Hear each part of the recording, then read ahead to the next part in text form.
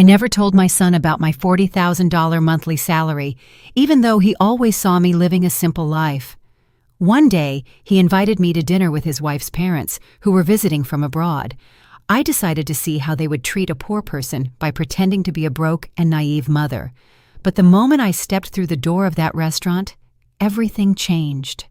What happened that night devastated my daughter-in-law and her family in a way they never imagined.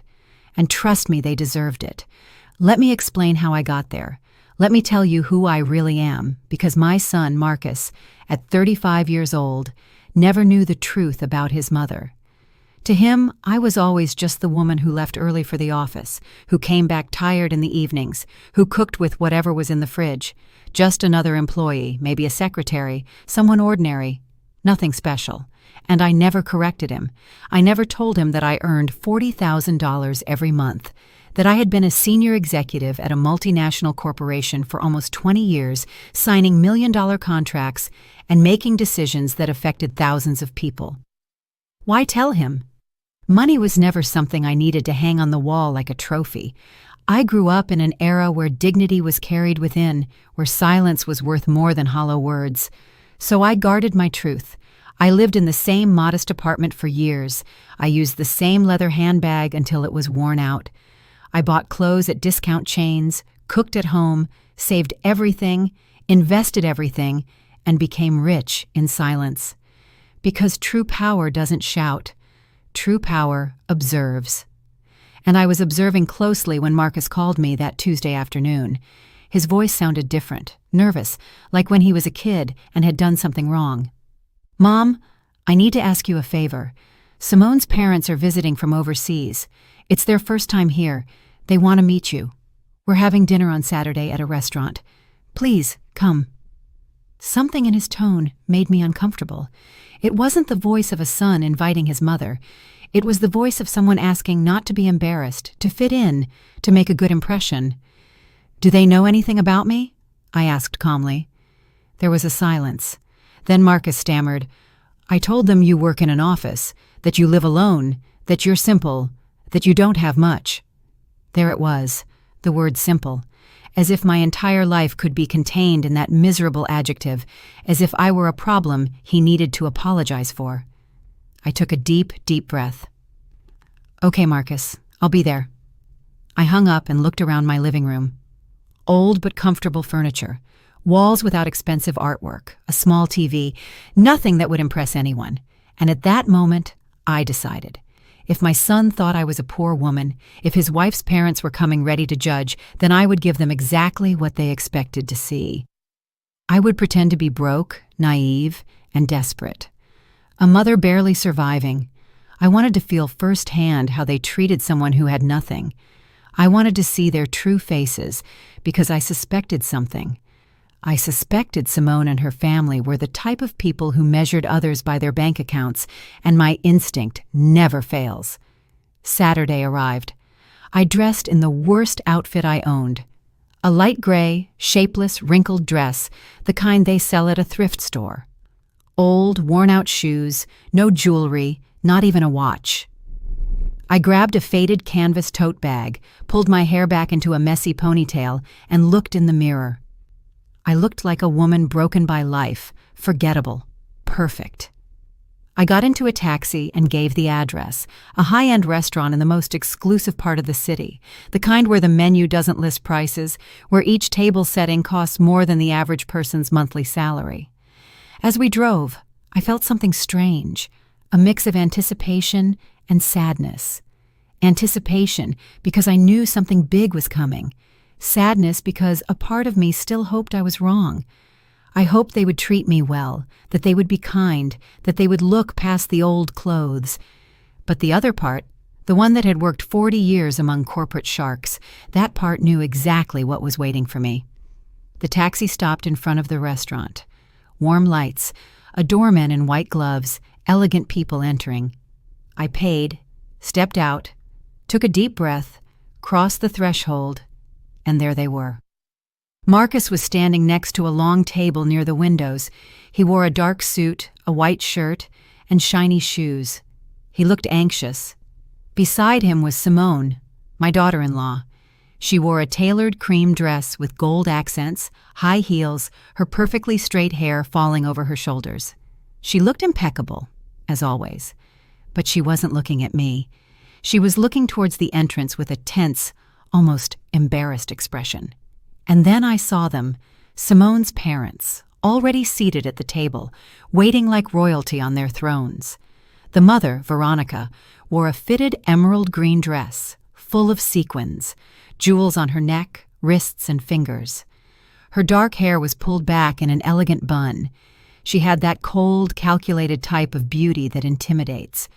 Beside her was Franklin, her husband, an immaculate gray suit, a giant watch on his wrist, a serious expression.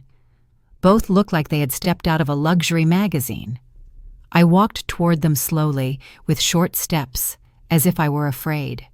Marcus saw me first, and his face changed. His eyes widened. He looked me up and down. I noticed him swallow. "Mom, you said you'd come." His voice sounded uncomfortable. "Of course, son. Here I am." I smiled timidly, the smile of a woman unaccustomed to such places. Simone greeted me with a quick kiss on the cheek. Cold, mechanical. "Mother-in-law, it's nice to see you." Her eyes said the opposite. She introduced me to her parents in a strange, almost apologetic tone. "Dad, Mom, this is Alara, Marcus's mother." Veronica looked up, studied me, and in that instant I saw everything. The judgment, the disdain, the disappointment. Her eyes scanned my wrinkled dress, my old shoes, my canvas tote. She didn't say anything at first, just extended a hand, cold, quick, and weak. "A pleasure." Franklin did the same, a weak handshake, a false smile. Charmed. I sat down in the chair at the end of the table, the one furthest from them, as if I were a second-class guest. No one helped me pull out my chair. No one asked if I was comfortable. The waiter arrived with the elegant, heavy menus, written in French. I opened mine and pretended not to understand anything. Veronica watched me. "Do you need help with the menu?" she asked with a smile that didn't reach her eyes. "Yes, please. I don't know what these words mean." My voice came out small, timid. She sighed and ordered for me. "Something simple," she said. "Something that doesn't cost too much. We don't want to overdo it." The phrase hung in the air. Franklin nodded. Marcus looked away. Simone played with her napkin. No one said anything, and I just watched. Veronica started talking first about general things, the journey from abroad, how tiring the flight was, how different everything was here.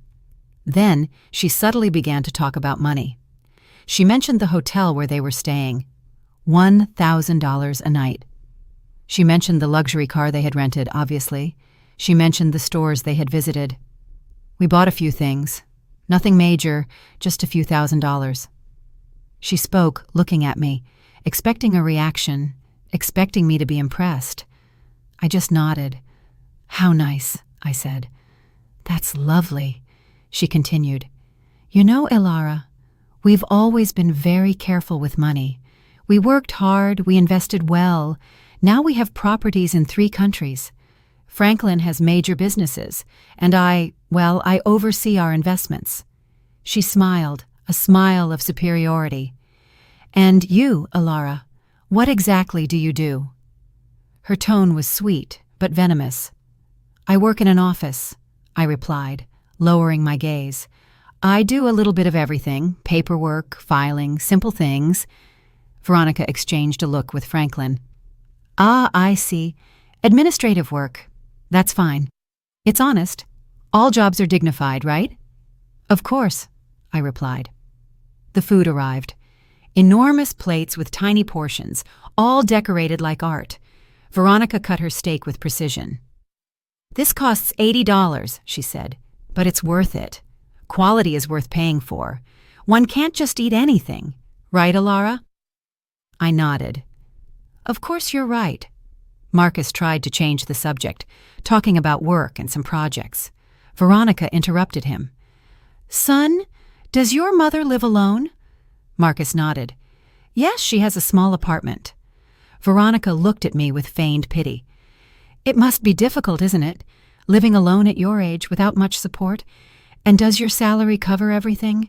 I felt the trap closing. I barely replied, but I manage. I save where I can. I don't need much. Veronica sighed dramatically. Oh, Elara, you are so brave. Truly, I admire women who struggle alone, although, of course, one always wishes to give our children more, to give them a better life. But oh well, everyone gives what they can. There was the subtle but deadly blow. She was telling me I hadn't been enough for my son, that I hadn't given him what he deserved, that I was a poor, insufficient mother. Simone was looking at her plate. Marcus was clenching his fists under the table, and I just smiled. Yes, you're right. Everyone gives what they can. Veronica continued. We always made sure Simone had the best. She went to the best schools, traveled the world, learned 4 languages. Now she has an excellent job, earns very well. And when she married Marcus, well, we helped them quite a bit. We gave them money for the down payment on the house. We paid for their honeymoon because that's just who we are. We believe in supporting our children. She looked at me intently.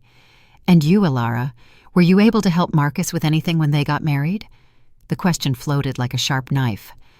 Not much, I replied.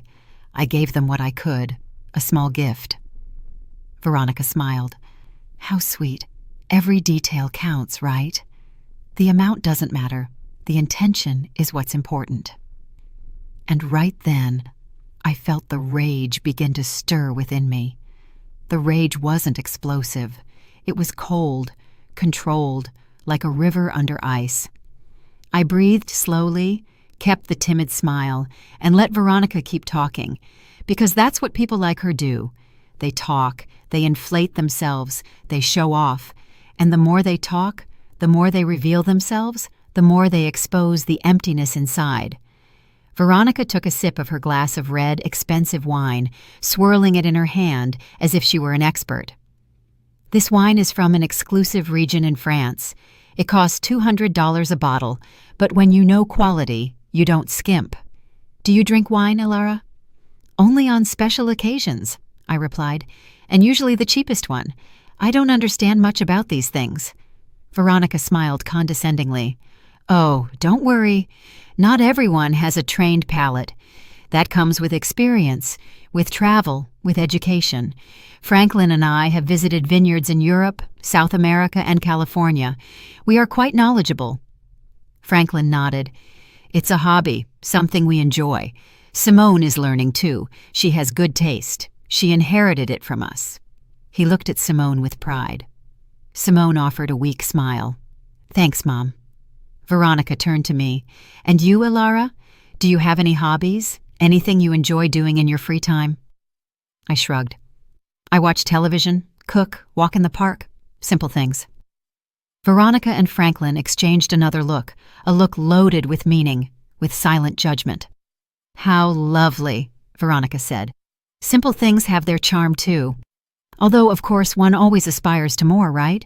To see the world, to experience new things, to grow culturally. But, well, I understand not everyone has those opportunities. I nodded. You're right. Not everyone has those opportunities. The waiter arrived with dessert, tiny portions of something that looked like edible art. Veronica ordered the most expensive one. $30 for a piece of cake the size of a cookie. This is delicious, she said after the first bite. It has edible gold on top. See those little golden flakes? It's a detail only the best restaurants offer. I ate my dessert, simpler, cheaper, in silence. Veronica continued. You know, Elara, I think it's important that we talk about something as a family, now that we are all here. She looked up. Her expression changed, becoming serious, falsely maternal. Marcus is our son-in-law, and we love him very much. Simone loves him, and we respect that decision. But as parents, we always want the best for our daughter. Marcus tensed up. Mom, I don't think this is the time. Veronica raised her hand. Let me finish, son. This is important. She looked at me. Elara, I understand you did the best you could with Marcus. I know raising him alone wasn't easy, and I truly respect you for that. But now Marcus is at another stage in his life. He is married, he has responsibilities, and well, Simone and he deserve to have stability." "Stability?" I asked softly. "Yes," Veronica replied. "Financial, emotional stability. We have helped a lot and we will continue to help, but we also believe it's important that Marcus doesn't have unnecessary burdens." Her tone was clear. She was calling me a burden, me, his mother-in-law. Simone was looking at her plate as if she wanted to disappear. Marcus had his jaw clenched. "Burdens?" I repeated. Veronica sighed. "I don't want to sound harsh, Alara, but at your age, living alone, with a limited salary, it's natural for Marcus to worry about you, to feel that he must take care of you, and that's fine. He is a good son. But we don't want that worry to affect his marriage. Do you understand me?" "Perfectly," I replied. Veronica smiled. "I'm glad you understand. That's why we wanted to talk to you. Franklin and I have thought about something." She paused dramatically. "We could help you financially, give you a small monthly allowance, something that allows you to live more comfortably without Marcus having to worry so much. Obviously, it would be modest. We can't work miracles, but it would be a support." I remained silent, watching her, waiting. She continued, "And in exchange, we would only ask you to respect Marcus and Simone's space.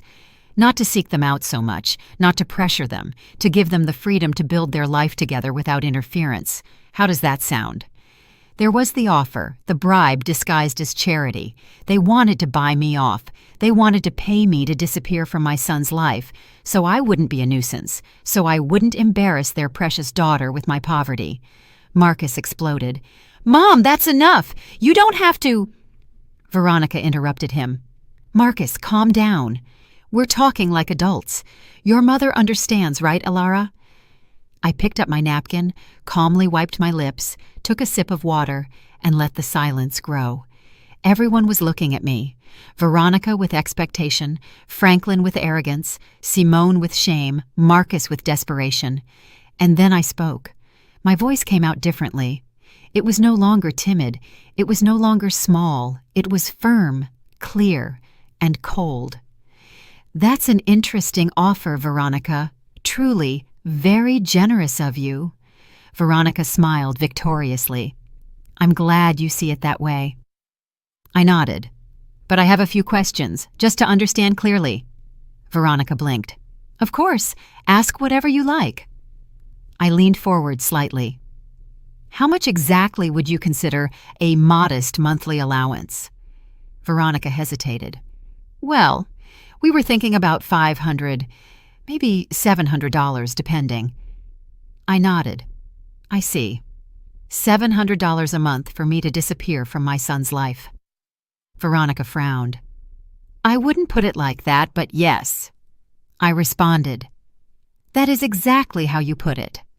She adjusted in her chair. "Alara, I don't want you to misunderstand. We just want to help." "Of course," I said. "Help." "How did you help with the house down payment? How much was that?" Veronica nodded proudly. $40,000. Actually, 40,000. "Ah, 40,000. How generous. And the honeymoon?" $15,000, Veronica said. "It was a 3-week trip through Europe. Incredible." "Unbelievable," I replied. "So you've invested about $55,000 in Marcus and Simone." Veronica smiled. "Well, when you love your children, you don't hold back." I nodded slowly. "You're right. When you love your children, you don't hold back. But tell me something, Veronica. All that investment, all that money, did it buy you anything?" Veronica blinked, confused. "Like, did it buy you respect?" I continued. "Did it buy you real love? Or did it just buy obedience?" The atmosphere changed. Veronica stopped smiling. "Excuse me." My tone became sharper. "You've spent the entire night talking about money, about how much things cost, how much you spent, how much you have. But you haven't asked even once how I am, if I'm happy, if something hurts me, if I need company. You have only calculated my worth, and apparently I'm worth $700 a month." Veronica paled. "I didn't—" "Yes," I interrupted her. "Yes, you did. Since I arrived, you've been measuring my value with your wallet. And do you know what I discovered, Veronica? I discovered that the people who only talk about money are the ones who least understand their true value. Franklin intervened. I think you are misinterpreting my wife's intentions. I looked at him directly. And what are her intentions? To treat me with pity? To humiliate me throughout dinner? To offer me alms so I'd vanish? Franklin opened his mouth but said nothing. Marcus was pale. Mom, please. I looked at him. No, Marcus, please don't. I'm done being quiet. I placed the napkin on the table. I leaned back in my chair. There was no more timidity in my posture, no more shrinking. I looked Veronica directly in the eyes. She held my gaze for a second, then quickly looked away, uncomfortable. Something had changed, and she felt it. Everyone felt it. Veronica, you said something very interesting a moment ago. You said you admire women who struggle alone, who are brave. Veronica nodded slowly. Yes, I did. Then, let me ask you something. Have you ever struggled alone? Have you ever worked without your husband backing you? Have you ever built something with your own two hands without your family's money? Veronica stammered. I have my own achievements. Like what? I asked with genuine curiosity. Tell me. Veronica adjusted her hair. I manage our investments. I oversee properties. I make important decisions in our businesses. I nodded. Businesses your husband built, properties you bought together, investments made with the money he generated, or am I wrong? Franklin intervened, annoyed. That's not fair. My wife works just as hard as I do. Of course, I replied calmly. I don't doubt she works. But there is a difference between managing money that already exists and creating it from scratch, between overseeing an empire you inherited and building it brick by brick, don't you think? Veronica pressed her lips together. I don't know where you are going with this, Ilara. Let me explain, I replied. 40 years ago, I was 23 years old. I was a secretary in a small company. I earned minimum wage. I lived in a rented room. I ate the cheapest food I could find, and I was alone, completely alone. Marcus stared at me. I had never told him this in such detail. I continued. One day, I got pregnant. The father disappeared. My family turned their backs on me. I had to decide whether to keep going or give up. I chose to keep going. I worked until the last day of my pregnancy. I went back to work 2 weeks after Marcus was born. A neighbor took care of him during the day. I worked 12 hours a day. I paused and drank some water. No one spoke. I didn't stay a secretary. I studied at night. I took courses. I learned English at the public library. I learned accounting, finance, administration. I became an expert in things no one taught me, all on my own, all while raising a child alone, all while paying rent, food, medicine, and clothes. Veronica was staring at her plate. Her arrogance was starting to crumble.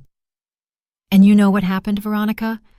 I climbed up little by little, from secretary to assistant, from assistant to coordinator, from coordinator to manager, from manager to director. It took me 20 years of non-stop work, of sacrifices you can't even imagine. But I did it. And do you know how much I earn now? I asked. Veronica shook her head. $40,000 a month. The silence was absolute, as if someone had hit a pause button on the universe. Marcus dropped his fork. Simone's eyes went wide. Franklin frowned in disbelief, and Veronica froze, her mouth slightly open. $40,000, I repeated. Every month, for almost 20 years, that's almost $10 million in gross income over my career. Not counting investments, not counting bonuses, not counting company stock. Veronica blinked several times. No, I don't understand. You earn $40,000 a month? That's right, I replied calmly. I am the regional director of operations for a multinational corporation. I oversee 5 countries. I manage budgets of hundreds of millions of dollars. I make decisions that affect more than 10,000 employees. I sign contracts that you couldn't read without lawyers. And I do it every day. Marcus was pale. Mom, why did you never tell me? I looked at him tenderly. Because you didn't need to know, son. Because I wanted you to grow up valuing effort, not money. Because I wanted you to become a person, not an heir. Because money corrupts, and I wasn't going to let it corrupt you. But then, Simone whispered, why do you live in that small apartment? Why do you wear simple clothes? Why don't you drive a luxury car? I smiled. Because I don't need to impress anyone. Because true wealth isn't shown off.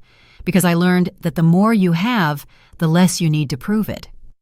I looked at Veronica. That's why I came dressed like this tonight. That's why I pretended to be poor. That's why I acted like a broke and naive woman. I wanted to see how you would treat me if you thought I had nothing. I wanted to see your true colors. And boy, did I see them, Veronica. I saw them perfectly. Veronica was red with shame, rage, and humiliation. This is ridiculous. If you earned so much money, we would know. Marcus would know. Why would he believe you are poor? Because I let him, I replied. Because I never talked about my job. Because I live simply. Because the money I earn, I invest, I save, I multiply. I don't spend it on flashy jewelry or showing off in expensive restaurants. Franklin cleared his throat. Even so, this doesn't change the fact that you were rude, that you misinterpreted our intentions. Really? I looked at him fixedly. I misinterpreted when you said I was a burden to Marcus? I misinterpreted when you offered to pay me $700 to disappear from his life?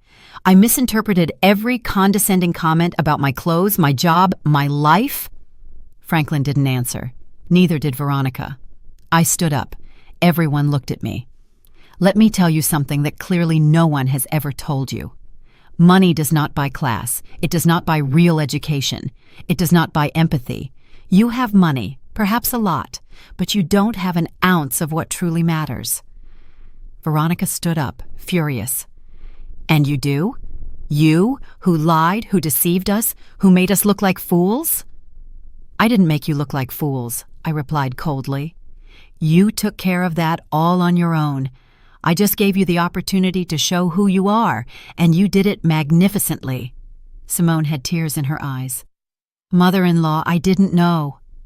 I know, I interrupted her. You didn't know, but your parents knew exactly what they were doing. They knew they were humiliating me, and they enjoyed it until they discovered that the poor woman they scorned has more money than they do. And now they don't know what to do with that information.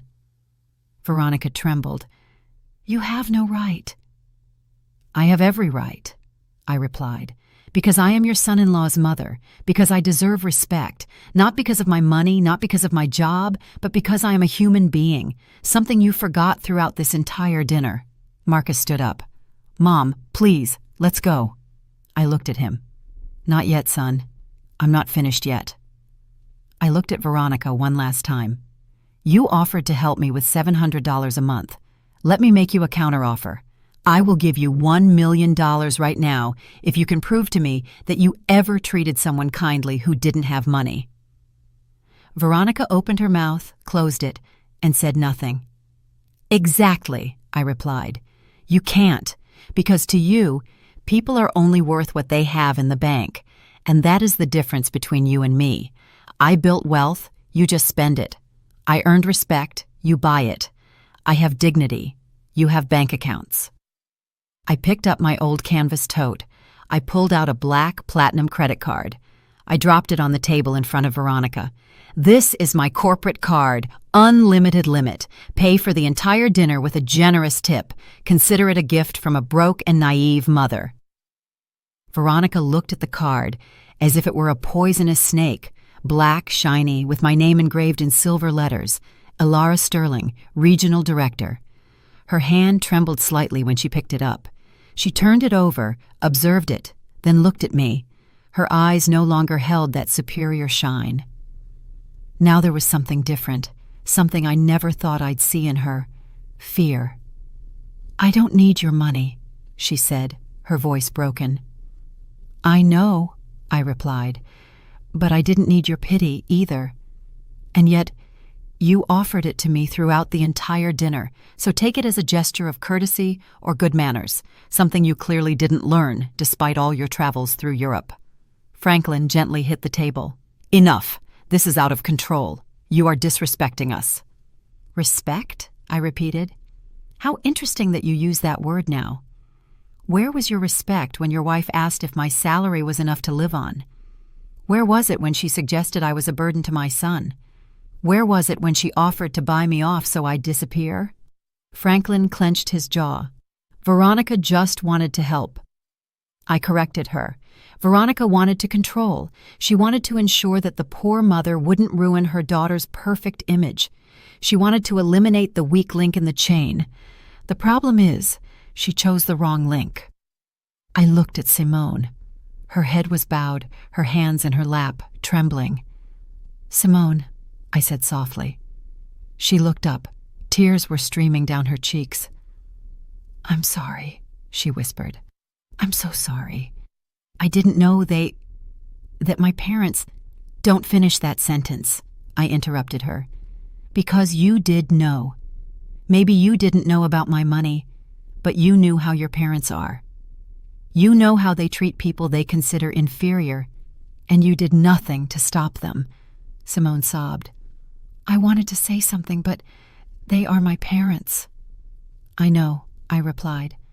And Marcus is my son, and yet I let him make his own decisions. I let him choose his life, his wife, his path, because that is how you love, with freedom, not with control, not with money, not with manipulation. Marcus came closer to me. Mom, forgive me. Please forgive me for never asking, for assuming, for thinking you were... His voice cracked. I hugged him. You don't have to apologize, son. I did what I did for a reason. I wanted you to be independent, to value the right things, not to depend on me financially, to build your own life. But you made me feel like I had to protect you, Marcus said, that I had to worry about you, that you were fragile. I know, I replied. And it wasn't wrong that you thought that, because that's how you learn to care, to worry about others, to be empathetic. Those are lessons money can't buy. Marcus hugged me tightly. I'm sorry. I'm so sorry. Veronica was still standing, rigid, watching the scene with a mixture of confusion and contained rage. This doesn't change anything, she finally said. You lied. You deceived us. You came here with hidden intentions. You acted in bad faith. That's true, I nodded. I acted. I pretended to be something I'm not. Exactly what you do every day. What is that supposed to mean? Franklin asked. It means that you hide behind your money, behind your jewels, behind your trips, behind everything you can buy, but inside you are empty. You don't have deep conversations. You don't have real interests. You have nothing to offer beyond a bank account. Veronica gave a dry, bitter laugh. Coming from someone who lied all night, that's hypocrisy. Perhaps, I replied, but my lie exposed the truth, your truth, and now you can't hide. Now you know that I saw you, that I felt every comment, that I stored every insult disguised as advice, and that I will never forget it. The waiter timidly approached. Excuse me, would you like anything else? Franklin shook his head abruptly. Just the check. The waiter nodded and disappeared. Veronica sat back down, defeated. Her posture was no longer elegant. It was the posture of someone who had just lost something important, and it wasn't money, it was power. Elara, she said, in a softer, less aggressive voice, I don't want this to ruin the relationship between our families. Marcus and Simone love each other. They have a life together. We can't let this... I interrupted her. Let this what? Let this ruin your plans. Let this expose what you really think. It's too late for that, Veronica. The damage is done. But we can fix it, she insisted. We can start over. No, I cut her off firmly. We can't, because now I know who you are, and you know who I am.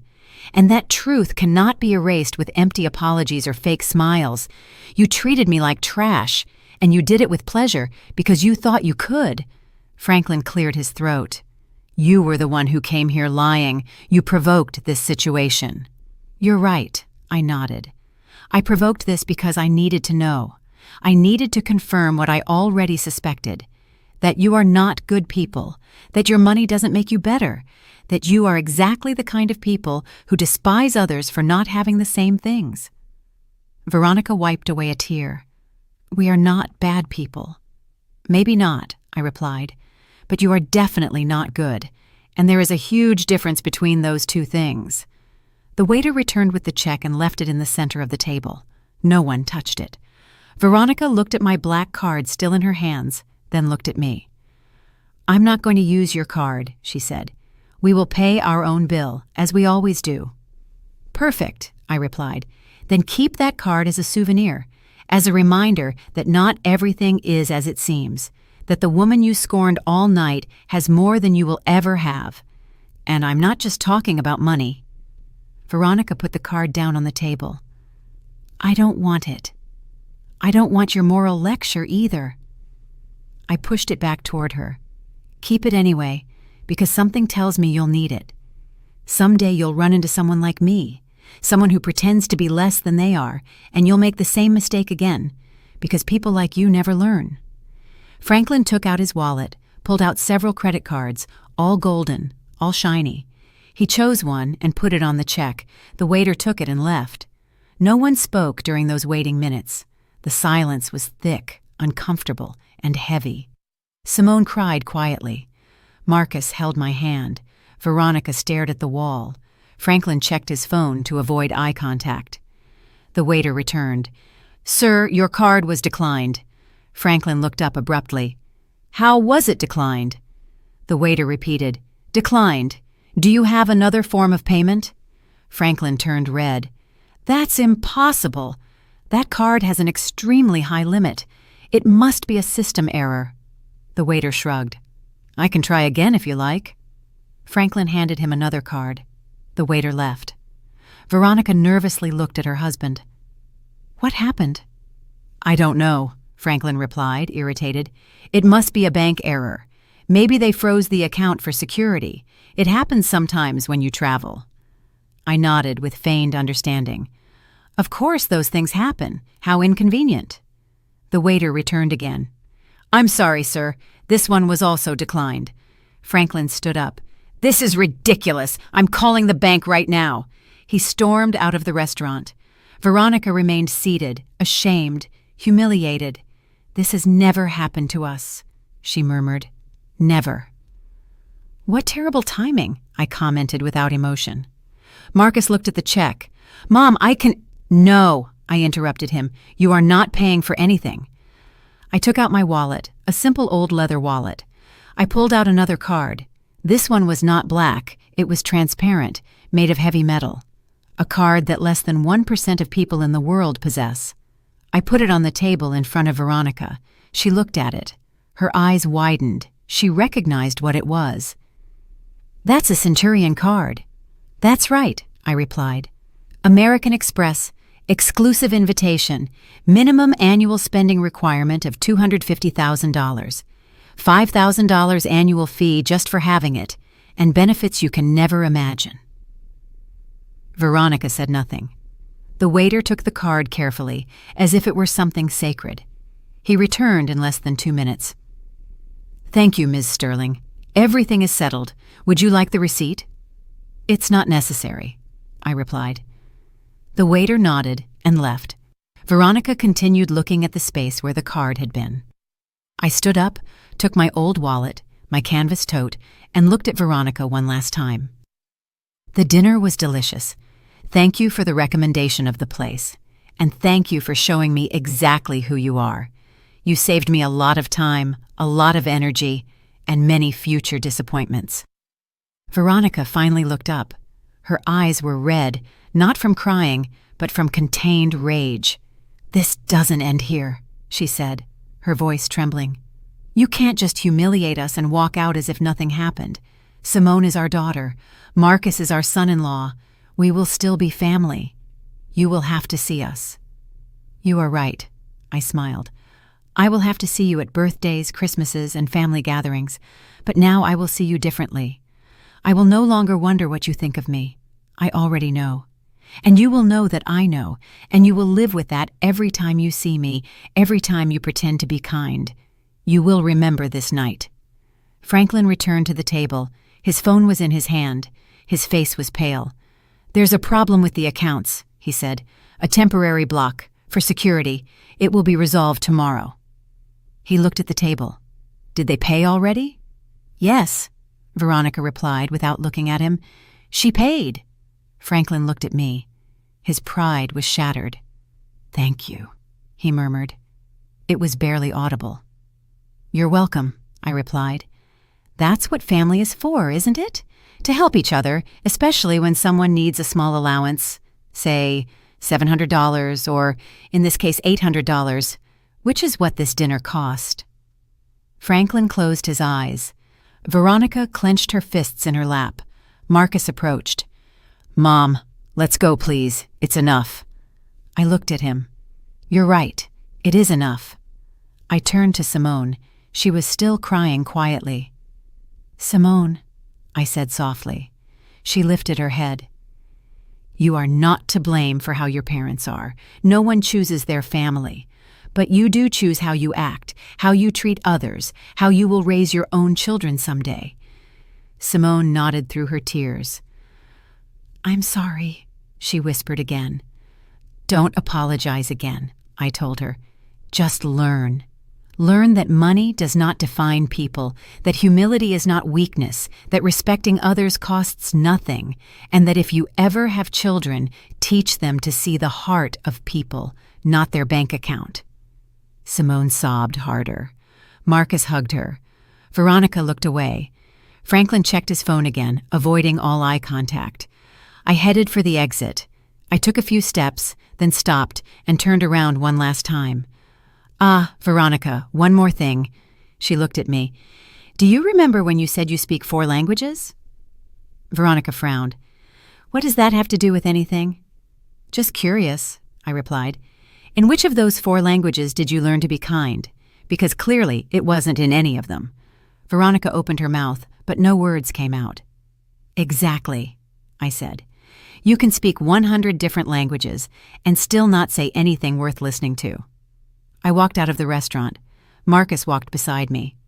The fresh night air hit my face. I breathed deeply. I felt as if a huge weight had been lifted off me. Not a physical weight, but an emotional one. The weight of pretending, of tolerating, of keeping silent. Marcus took my arm. "Mom, are you okay?" "Perfectly fine," I replied. "Better than ever. And you, Marcus?" Marcus sighed. "I don't know. I'm processing everything." "I can't believe you never told me about your job, about your money, about everything you accomplished." I stopped and looked him in the eyes. "Does it bother you?" He quickly shook his head. "No, of course not. I'm proud, incredibly proud. But I also feel foolish, blind." "You are not foolish," I told him. "You simply saw what I wanted you to see. And I did it on purpose because I needed you to grow up without depending on me, without feeling you had an economic safety net waiting for you. I needed you to fight, to work, to value everything you achieved on your own." Marcus nodded. "I understand. But now I also understand why you never complained, why you never asked for help, why you always seemed so calm, because you needed nothing." I smiled. "I needed many things, son. Only none of them could be bought with money. I needed to see you grow up, see you become a good man, see you make the right decisions." "And I achieved that, even marrying Simone?" he asked in a weak voice. "Even marrying Simone," I replied. "She is not her parents. She can learn. She can change. But that depends on her and on you, on how you build your relationship, on what values you choose to follow." Marcus remained silent, processing, thinking. A taxi stopped in front of us. I had called for a rideshare as we left. I opened the door. Marcus stopped me. "Mom, can I ask you something?" "Of course." "Why did you do it? Why did you come pretending to be poor? Why didn't you just tell them the truth from the beginning?" I closed the taxi door. I turned to him. "Because I needed to know, son. I needed to confirm if my suspicions were correct, if Simone's family was really as I imagined. And unfortunately, I was right." Marcus lowered his gaze. "I'm sorry." "You don't have to apologize for them," I told him. "But you do have to decide what kind of husband you want to be, what kind of father you want to be someday." "What do you mean?" he asked. "I mean that you have just seen two very different ways of handling money and power, your in-laws' way and mine. They use it to control, to humiliate, to feel superior. I use it to have freedom, to help without showing off, to live peacefully. You decide which path to follow." Marcus slowly nodded. "I understand." I opened the taxi door again and got in. I rolled down the window. Marcus came closer. "Mom, one last question. Tell me, are you ever going to forgive Veronica and Franklin?" I thought about it for a moment. "Forgiving doesn't mean forgetting," I replied. "Nor does it mean allowing it to happen again. I might forgive them someday when I see a real change, when they start seeing people as people, not as numbers. But until then, I will simply be polite, distant, and extremely cautious." "And me?" Marcus asked. "Do you forgive me for not asking, for assuming, for allowing this dinner to happen?" I looked at him tenderly. "Son, there is nothing to forgive. You did what you thought was right. You wanted your family to meet. That is beautiful. What happened afterward was not your fault. It was theirs, and a little bit mine too, because I decided to play their game." Marcus smiled weakly. "You won." "I won," I nodded, "but I don't feel victorious. I feel tired and sad because I confirmed something I didn't want to confirm, that some people will never change, that some families are broken even if they have money, that there are voids no bank account can fill." The taxi driver cleared his throat. "Ma'am, should we go?" "Yes," I replied. "Give me 1 second." I looked at Marcus one last time. "Go to Simone. Talk to her, listen to her, support her. But also be honest. Tell her how you felt tonight. Tell her what you expect from her family and from her. Because if you don't establish boundaries now, this will happen again and again." "I will," Marcus promised. "I love you, Mom, and I mean it more now than ever, because now I know who you really are, and you are incredible." I smiled. "I love you too, son. I always have. I always will, no matter how much money I have or don't have, because love has no price, and that is a lesson Veronica and Franklin will never learn." Marcus stepped away from the taxi. I gave a signal to the driver. "Can we go?" The taxi started. I looked out the window. I saw Marcus walking back toward the restaurant, his shoulders slumped, thoughtful. He was probably going back to find Simone, to face his in-laws, to have difficult conversations. And I felt proud, because that meant he was maturing, he was learning, he was choosing to be better than the example he had just witnessed. The taxi sped through the city's illuminated streets. I closed my eyes and thought about everything that had happened, every word, every look, every moment of tension, and I wondered if I had done the right thing, if I had been too harsh, too cruel, too vengeful. But then I remembered every disguised insult, every condescending comment, every look of disdain, and I knew that no, I hadn't been too anything, I had simply been honest. Finally, the taxi was crossing the empty streets of the night. The lights of the buildings flashed quickly past the window. I opened my old canvas tote and took out my phone. A simple phone, nothing ostentatious, nothing attention-grabbing. I had 3 unread messages. One from my assistant asking about a Monday meeting, another from a colleague congratulating me on a closed contract, and one from an unknown number. I opened the unknown message. It was from Simone. "Mother-in-law, please forgive me. I didn't know my parents would be like that. I am ashamed. I need to talk to you, please."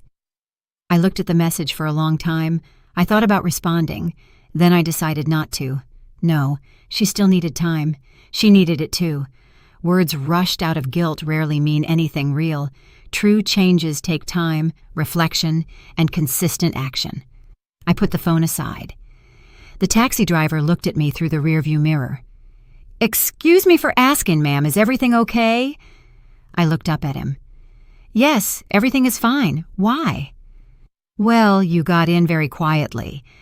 And normally the people who come out of that restaurant are happy, talking about how delicious the dinner was. You came out as if you had been in a war." I smiled slightly. Something like that. Was it that obvious? He shrugged. I've been driving a cab for 20 years. I've seen it all. Drunk people, people fighting, couples breaking up, families arguing. And you have that look of someone who just said something they'd been keeping inside for years. You're perceptive, I told him. It's my job, he replied. Plus it helps pass the time. Do you want to talk about it? You don't have to, but sometimes it helps to tell things to a stranger. Someone who isn't going to judge you, someone who doesn't know you. I thought about his offer. It was tempting, but I shook my head. Thank you, but I think I've talked enough for today. He nodded. I understand, but let me tell you something. Whatever happened in there, you did the right thing. I know because you are calm. You are not crying. You are not screaming. You are processing, and that means you spoke your truth. And the truth always brings peace, even if it hurts. His words surprised me. He was an older man, maybe 60 years old, with gray hair and working hands. A simple man, like the one I pretended to be. Do you believe in the truth?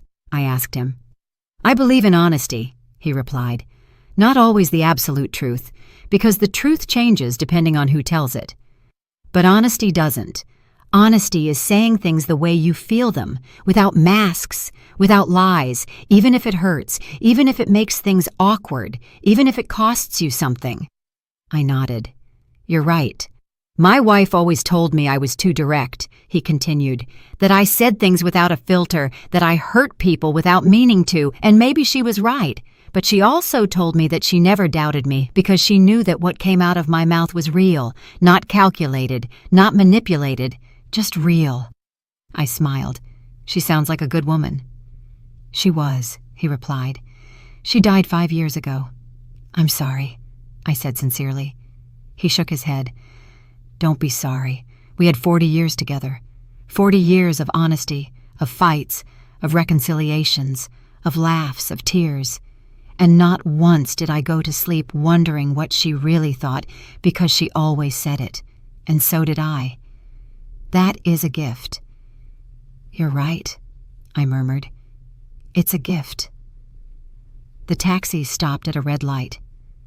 Can I ask you something personal? The taxi driver asked. Go ahead. Are you rich? The question took me by surprise, not because of the question itself, but because of the direct way he asked it. Why do you ask that? Because I picked you up from a $1,000 per person restaurant, but you dress like someone who shops at discount stores. You have an old bag, worn-out shoes, but you talk like an executive. You move like someone with power, and you paid for my cab with crisp new bills that you pulled out of a wallet that looks 20 years old. Observant, I commented. Part of the job, he repeated. Then am I? It depends on how you define rich, I replied. If you are talking about money, yes, I have enough, more than enough. If you are talking about happiness, I also have peace, health, a son I love, work I am passionate about. That makes me rich in many ways. He nodded, satisfied. I knew there was something. Truly rich people don't need to prove it. The light changed to green. The taxi moved forward. And what happened in that restaurant? He asked. If it's not too indiscreet. I pretended to be poor, I replied, to see how they would treat me. He let out a loud laugh. Seriously? That is brilliant. And how did they treat you? Like trash, I said without emotion. They humiliated me. They offered me alms. They treated me as if I were invisible, less than human. He stopped laughing. I'm sorry. That must have hurt. A little, I admitted. But it also confirmed something for me. That I was right about those people. That they weren't worth my time. That they didn't deserve my respect. And now they know it. Now they know who I am. And they will have to live with that shame. The taxi driver whistled softly. That must have been epic. It was, I smiled. It definitely was. We arrived at my building. An older, middle-class building. Nothing luxurious, nothing impressive, but comfortable, safe, home. The taxi driver parked and looked at the building. You live here? I live here, I confirmed. He shook his head, astonished. You truly are special. Most people with money move to expensive areas, to buildings with doormen, private security, gyms, and pools. You live like a normal person." "I am a normal person," I replied.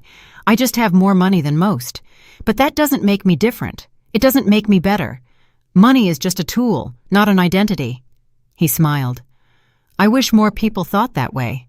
The world would be better." I took out my wallet. "How much is it?" $30, he replied. I gave him a $100 bill. "Keep the change, ma'am. This is too much." "It's not," I said. "You listened to me. You gave me perspective. You reminded me that there are still good people. That is worth more than $70. He took the bill carefully. "Thank you. Truly. Thank you." "Thank you," I replied. "And take care of that honesty. It's rare. It's valuable. Don't lose it." "I won't," he promised. I got out of the taxi, closed the door. He rolled down the window. "Ma'am, one last thing. Tell me.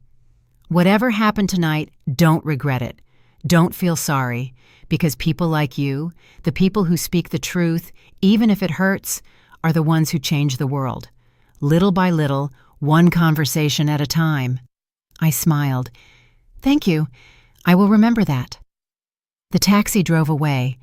I stood in front of my building, looking up at my 5th-floor window. The light was off, dark, silent, waiting for me. I entered the building and walked up the stairs. I never used the elevator.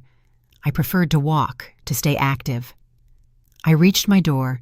I took out my keys, the same keys I had had for 15 years. I opened the door. The apartment was cold, empty. I turned on the light. Everything was in its place. The simple living room, the small kitchen, the dining room with mismatched chairs, the walls without expensive artwork. And I felt at peace because this place was mine, truly mine, not bought to impress, not decorated to show off, simply a space where I could be myself, without masks, without pretensions. I took off my old shoes, took off the wrinkled gray dress, and put on comfortable clothes, and old, soft, familiar pajamas. I made myself some tea, sat on the sofa, and turned on the television. News. Nothing interesting. I turned it off. I sat in silence, thinking, processing, feeling. And for the first time in many years, I felt completely free. Free from pretending, free from being silent, free from tolerating, free from being less than I was. Because that night, I didn't just expose Veronica and Franklin. I also liberated myself from expectations, from judgment, from the need to hide who I was. And that was invaluable. More than any amount in my bank account. My phone vibrated. Another message, this time from Marcus. "Mom, did you get home safely?" I smiled. I quickly replied, "Yes, son. I arrived perfectly fine. I'm home resting." His reply was immediate. "I love you. Thank you for everything, for being who you are, for teaching me, for never giving up." I closed my eyes. I felt a tear roll down my cheek. Not from sadness, from relief, from love, from gratitude. I replied, "I love you too, always." I put the phone aside. I drank my tea. I looked around my simple apartment, my sanctuary, my truth, and I smiled. Because at the end of the day, it didn't matter how much money I had. It didn't matter how high I had climbed in my career. The only thing that mattered was this moment, this peace, this honesty with myself. I woke up early on Sunday, as always. 40 years of working had trained me to rise with the sun. Even though it was my day off, my body no longer knew how to sleep late. I prepared strong coffee, black. I sat by the window with a hot mug in my hands. I watched the city wake up, the vendors opening their stalls, people walking somewhere. Life continued as always, indifferent to personal dramas. My phone started ringing. It was a familiar number, Marcus. I answered. "Good morning, son." His voice sounded tired. "Mom, I need to talk to you." "Did something happen?" "A lot," he replied. "Last night, Simone and I talked for hours. Her parents were there too. It was intense." I took a sip of coffee. "Tell me, Marcus sighed deeply.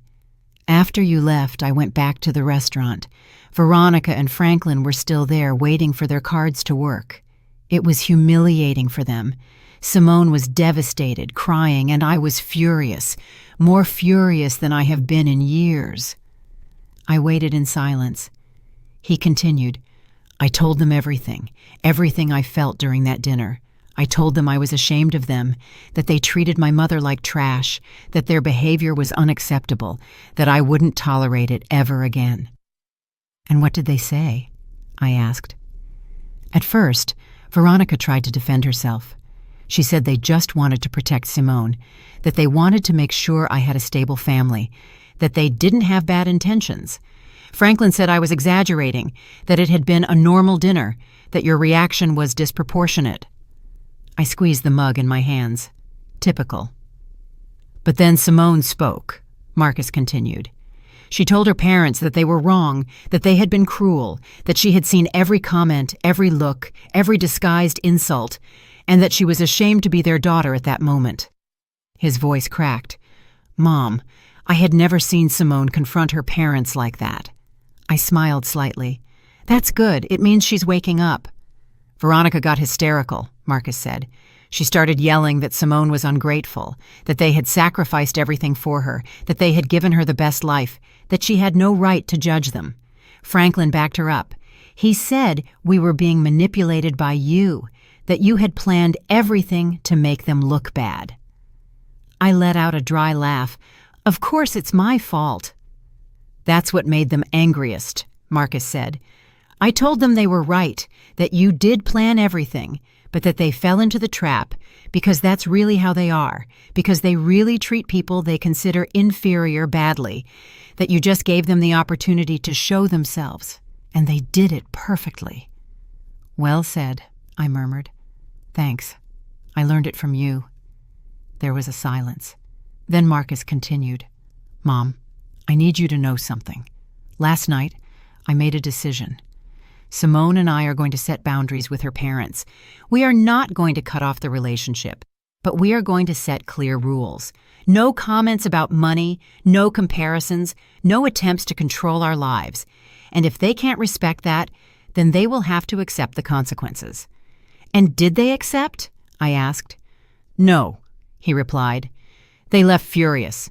They said we were ungrateful, that we would regret it someday, that when we needed help, they wouldn't be there. Franklin said he was going to reconsider his will. Veronica said Simone had chosen the wrong family. I shook my head. Emotional blackmail, the last resort of people without arguments. Exactly, Marcus said. But it didn't work. Simone stood firm. I did too. They left the restaurant without saying goodbye, without looking back. And honestly, Mom, I felt relief, as if a huge weight had been lifted off me. That's because it was, I told him. You lifted the weight of living under their expectations, under their control. Now you can build your life however you want, not as they dictate. Thank you, Mom, Marcus said, his voice emotional. Thank you for doing what you did last night. I know it was difficult. I know it was awkward, but we needed to see it. I needed to see who they really were, and Simone needed to see that there was another way to live, a more honest, more authentic way. You are welcome, son. I only did what I believed was right. There is something else, Marcus said. Simone wants to come see you. She wants to apologize in person. She wants to talk to you, not as a daughter-in-law trying to look good, but as a woman trying to learn. What do you think? I thought for a moment. Tell her she can come, but not today. Give her a few days to process, to think carefully about what she wants to say. Rushed apologies are hollow. The ones that take time are real. I'll tell her, Marcus promised. Mom, one more question. How are you doing after all of this? How do you feel? I looked out the window. The sun was fully up now. The day had officially begun. I'm well, I replied. Better than well. I'm at peace because I finally said everything I needed to say, and I don't regret anything. I'm glad to hear that, Marcus said. I love you.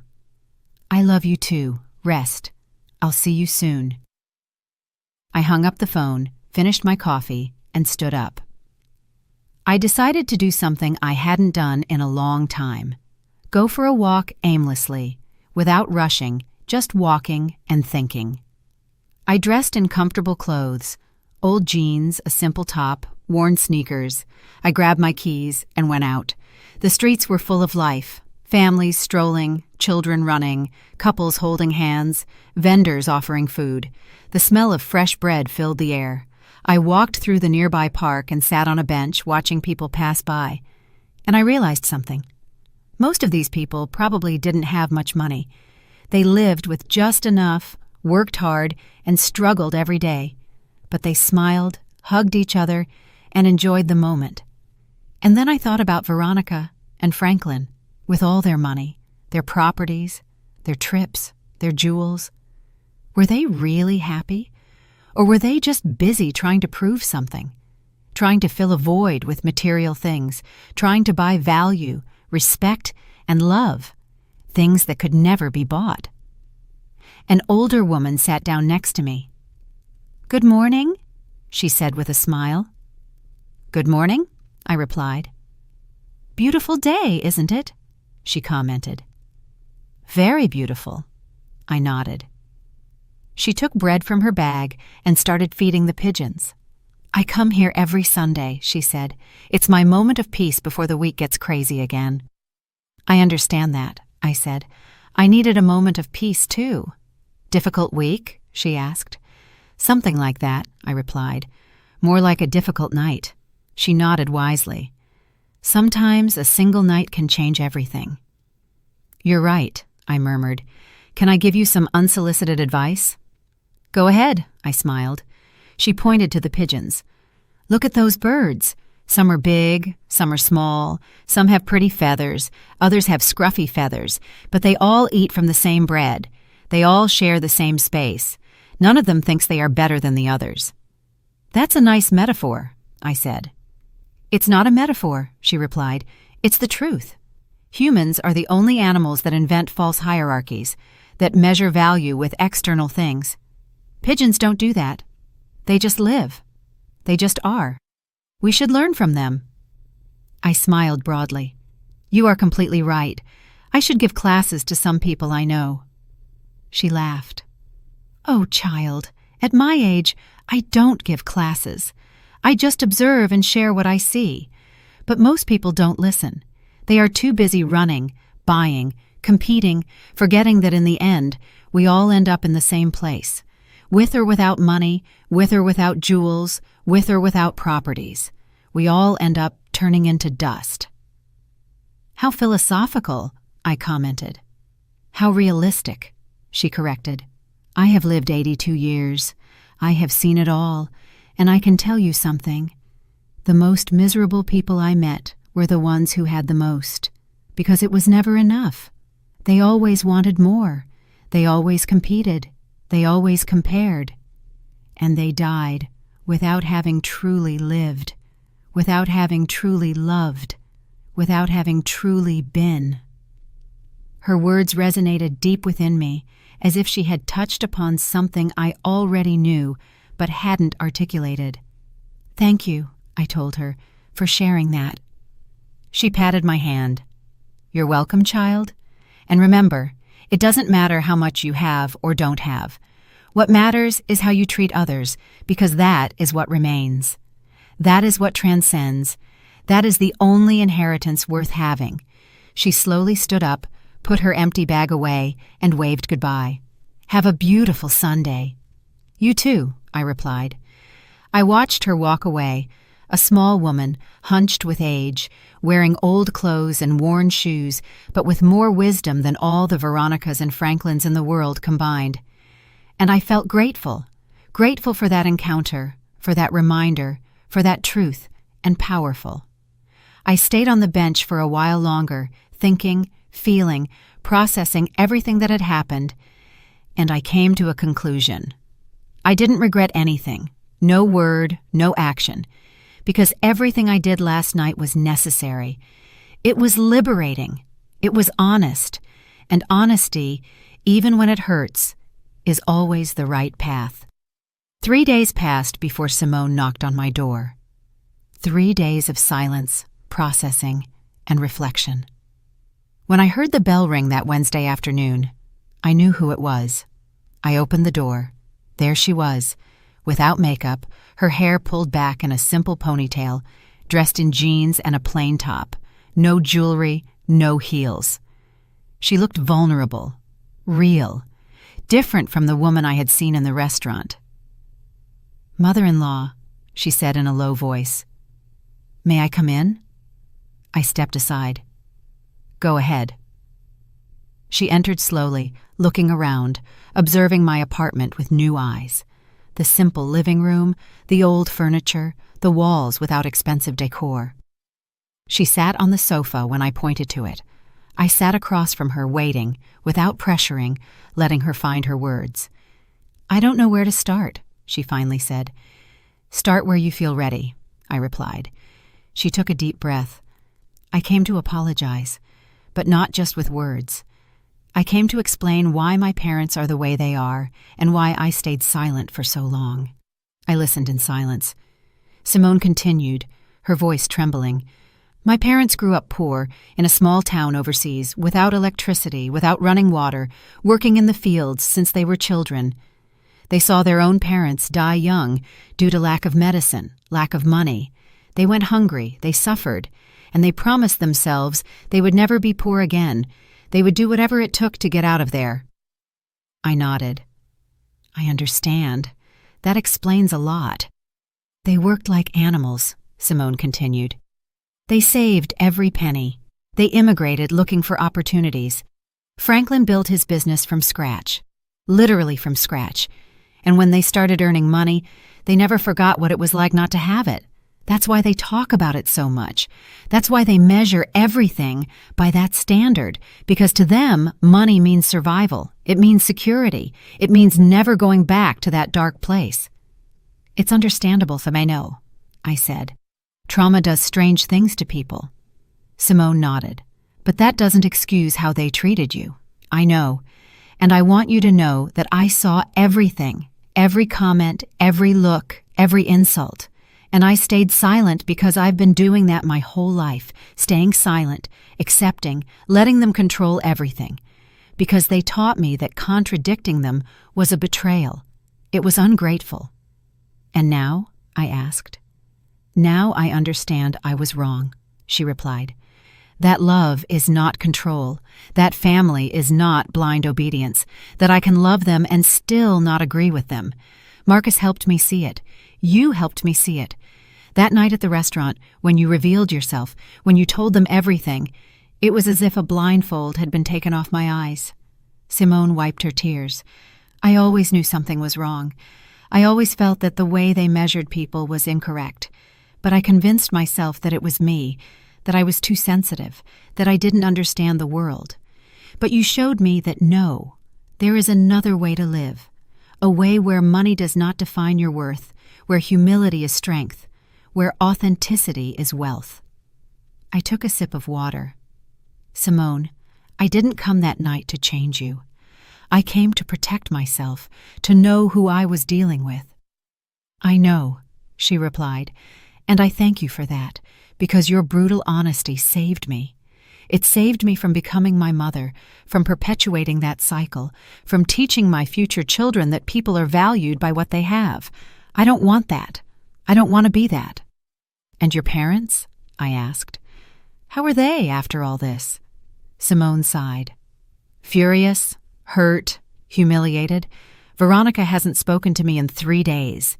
Franklin sent me a message saying I had disappointed him, that I had chosen strangers over my own blood, that I would regret it someday." She paused.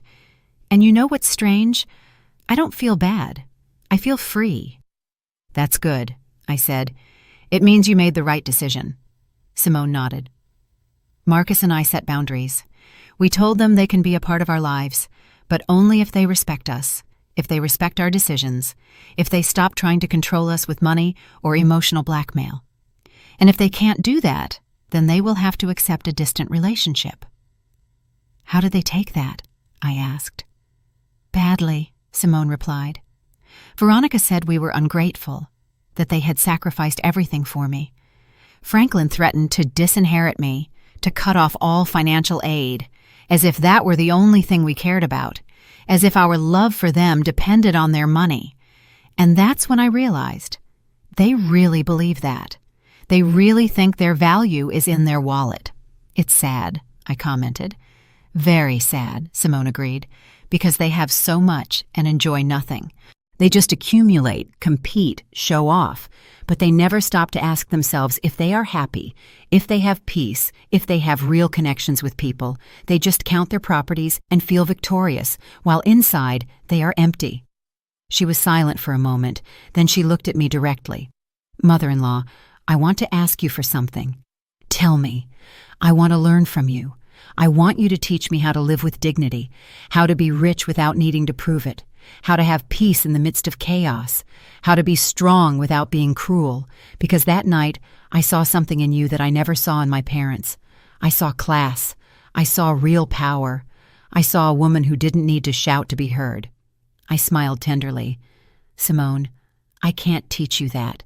That is learned by living, by making mistakes, by falling, by getting up. The only thing I can do is share my experience and tell you that the path is not easy. You will face criticism, judgment, people who won't understand why you live differently. But if you stay true to yourself, if you live according to your values, you will find peace, and that peace is worth more than any amount of money. I want to try, Simone said. I want to be better, not just for Marcus, but for me, because I deserve to live without that constant pressure, without that need to impress, without that fear of not being enough. Then do it, I told her, but don't do it all at once. Do it little by little. Start by questioning your habits, your purchases, your motivations. Ask yourself before every decision, is this for me or for others? Does this bring me peace or just appearance?